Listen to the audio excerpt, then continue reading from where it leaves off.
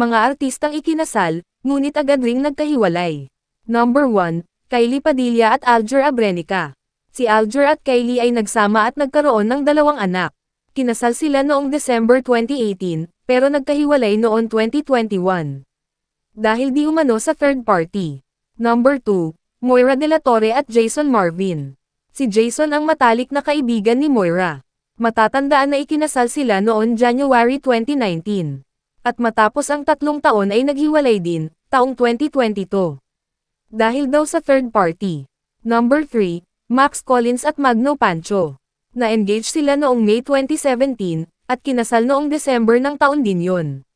Nagsama sila ng halos 8 taon, at nagkaanak ng isa. Kinumpirma nila na hiwalay na sila, at napagkasunduan na mag-file ng divorce, nitong April 2024. Number 4, Sara Labati at Richard Gutierrez. Naging sila noon 2012 at nagsama. Nagkaroon sila ng 2 anak. Kinasal sila noong 2020, sa kasagsagan ng pandemic.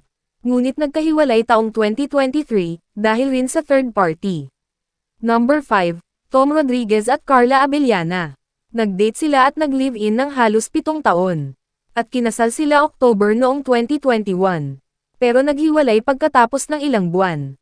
Dahil daw may natuklasan, si Carla kay Tom.